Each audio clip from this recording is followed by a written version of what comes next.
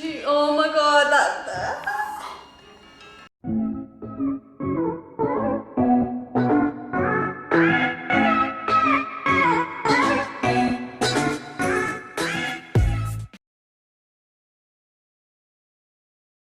What is up, you guys? Welcome back to my channel. Now, I'm so excited to do this video, and I feel like I say that in all my videos, but I am really excited to do this one because I'm going to be doing a more horror focused film today, and it's one of my favorite films of all time. Not just my favorite horror film, but it's one of my favorite films ever because it's not only a classic, it's just so smart in the way it's done, in the way it's filmed, in the script writing, the actors that I use, the characters, everything about it makes it such a great horror movie. And I think it's a horror movie that basically paved the way for so many other horror movies and slasher movies to this day. And it really took the rules of horror for horror films and the horror genre, and it literally told you what you need to do to survive in a horror movie. Now, Scream was written by the very talented Kevin Williamson, who has done a lot of projects that I absolutely love. So he created Dawson's Creek, he did I Know What You Did Last Summer, he also was partly one of the creators for The Vampire Diaries, which I also love, and I might do a video on that as well. So he's done a lot of things that have stood the test of time and are still, watched and talked about. Fun fact, Kevin Williamson wrote Scream in 3 days whilst he was house sitting for a friend. So apparently he was house sitting one day. This was when he was a sort of up and coming, struggling maybe writer, and he saw a news story on the TV, and I think it was based on a shooting at a school at that time, and that really freaked him out because he was alone in this big dark house sitting, and that really sort of prompted him to write Scream. And it was directed by the late and great Wes Craven, who's done a lot of films that I love, like the Nightmare on Elm Street film, starring Johnny Depp. That's like one of my favorite films, and he's just such a visionary for horror movies, and it's just sad to know that there won't be any more Wes Craven films, but he was definitely a talented filmmaker. Many films have tried to replicate the Scream concept, but have never been able to match its success or just the great script writing and the great filmmaking that Wes Craven and Kevin Williamson basically brought to life. I think after Scream, you saw the rise in slasher films. And you had so many slasher films. You even had spoofs of slasher films like Scary Movie, which, fun fact again, was supposed to be the original title for Scream. So you had a lot of these coming up, but they can never match what Scream had already put out there. The original Scream's opening sequence is by far the most terrifying scene in horror movie history. It's still talked about to this day, and if you haven't seen Scream, I can bet you that you have seen this opening sequence because it is absolutely terrifying, and Drew Barrymore's performance is she is brilliant in this film, and she does a great job, and it really sets the tone of what the film is and what it's going to be. And if you don't hook an audience in the first opening scene, in the first few minutes, then you've lost your audience completely, and that is what I believe. And especially with horror films, you need to draw your audience and hook your audience literally from the first few minutes.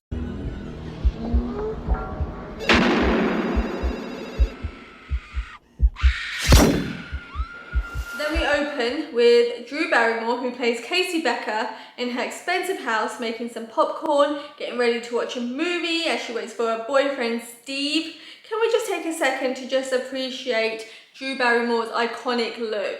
That short bob with the bangs or fringe, depends where you are, and that proper 90s look. She literally looked iconic, and I know so many people who dress up as this character, as Casey, for Halloween because it is such an iconic look. Barrymore absolutely kills this film and this opening scene. The phone rings and she goes to answer it. There's a creepy man on the other end. That guy's voice is so creepy. like that would freak me out if I heard it on the other end of the line as well. Apparently that guy that did the voice was on the set the whole time, so he was basically not actually pre-recording his part or his voice. He was actually on set doing that dialogue whilst the actors were acting, so it felt even more real. Sitters. Yeah. What's yours? Guess. Nightmare on Elm Street. Is that the one where the guy had knives for fingers? Yeah, Freddy Krueger. Freddy. They don't know who's at the other end of the line, and because it's not pre-recorded, it just makes it even more creepier. That's right. I like that movie. It was scary. Well, the first one was, but the rest sucked. So, you got a boyfriend? Then when he calls for a second time, that should have been the moment when Casey should have known, okay, this is a creep. I need to not give this person the satisfaction of answering any more calls. So basically Drew Barrymore just keeps answering the calls, and I don't know why. Drew, like, why are you answering these guys' calls? Like, this is your time to hang up, and if you're really scared, call the police. This is what annoys me about horror films. Like, why do they keep, like, playing into this? Why do they keep talking to the person, entertaining them? Just call the police, lock your doors, which should have been the first thing you did, and just hang up. Then we have Casey making popcorn on the stove. Throw in the microwave. It takes 2 minutes to make your popcorn in the microwave, and here you are, cooking on the stove.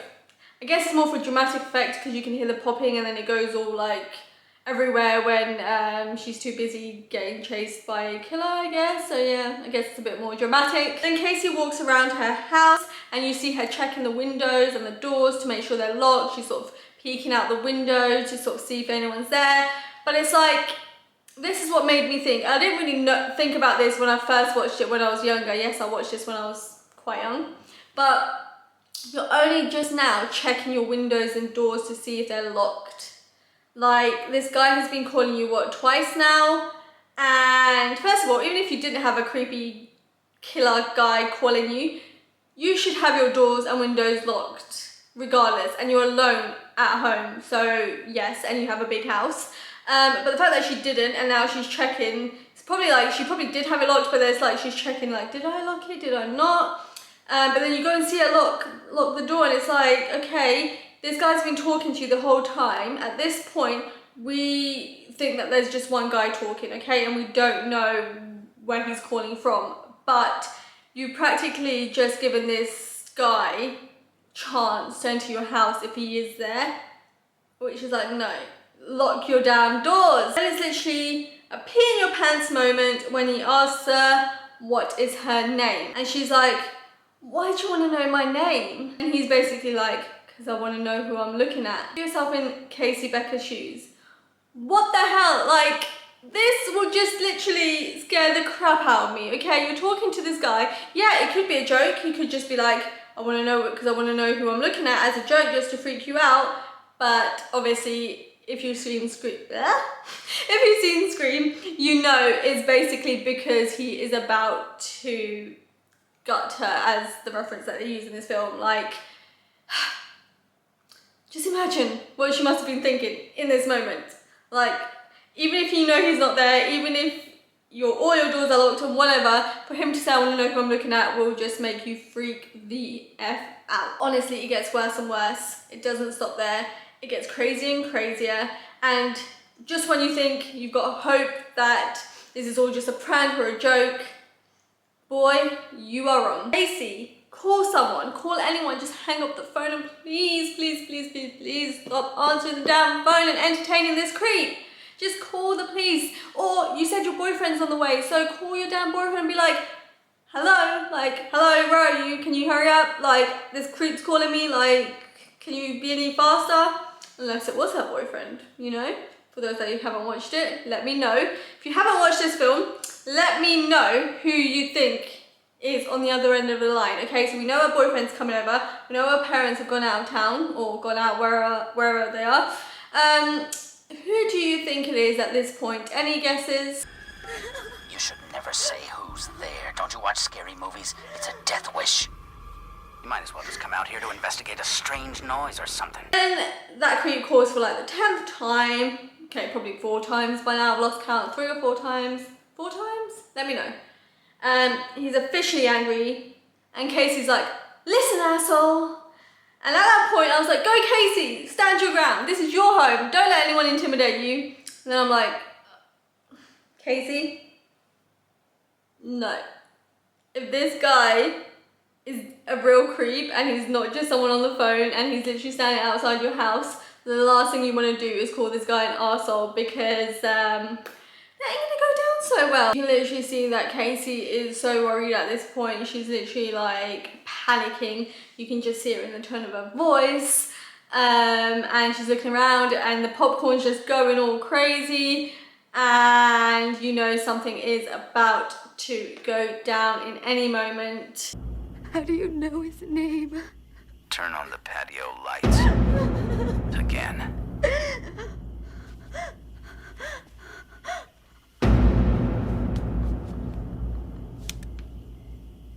Answer the phone again. She answers the phone again. Why are we answering the phone again? We'll see what kind of game. Just do it. Okay, now she looks really scared. Or am I at? I love how the camera sort of like pans in at this point, and you literally feel like you're there, running through the house. Literally running through the house, locking everything. You should have done that. You should have locked everything, Drew. Literally, my heartbeat is like... Every time I watch this bit where she's looking out, I used to think like, is he gonna be behind her, like if she turns around, or you're just gonna see the person come up like from behind. Okay, now we skip to where she's outside. She's got a knife. She's got the phone. But I love before this bit where he's basically like, what's your favorite scary movie? And then he starts quizzing her basically, and he's like, well, if you can sort of play this game, definitely Jigsaw vibes here, play this game, then maybe I'll like let you off. Not really. So then when he's asking her all the horror movies, like what's her favorite horror movie, and then we've got like a little nod to Nightmare on Elm Street because it's Wes Craven, and then when he asked her about the Jason, whether you know who was the original killer in Friday the 13th, and she's like, she kind of thinks about it, and she's like, Jason, I saw this movie whatever goddamn times. And then he's like, wrong. If you see this movie, you know that the original killer is Mrs. Voorhees, which I completely forgot that. Like, I've seen the movie, but I think it's the thing where you know it down to a T, but when you're put in that position and you're panicking and you're like thinking, like, who is it? And then you just come up with the wrong answer, even though you know at the back of your mind who it actually is. Like, I probably would have said Jason, even though I know it's Mrs. Voorhees. It's that kind of thing where you're in the moment. So when she got that wrong, I was like, girl, this is the end. Goodbye. It was nice getting to know you for 5 minutes, but sorry. Is it better being outside? I don't know. Let's just carry on watching. Like trying so hard not to make her sound. And he's been like chasing her. You can see like she's looking through the window and he's just there like, oh my god, she's gonna get away. I think she sees her parents coming, but because she's got such a big yard, it's like, it's too, oh my god, oh. Run, Drew, run! I've seen this film, but I'm still saying run. Oh no, he's there.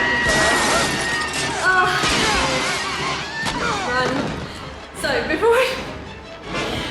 we carry on, I know it's not a funny moment, but this just scary movie ruined horror movies for me.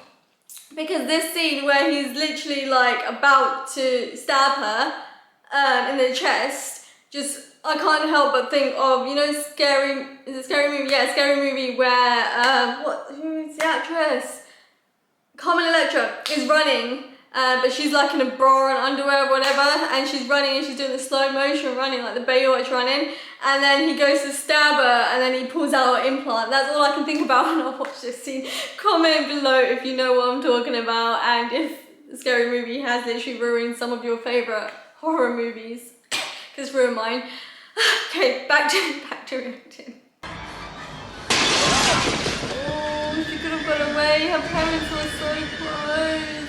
That's what really annoys me, because her parents were literally pulling up to the drive. She didn't have such a damn big house and garden. Like, she could have got there.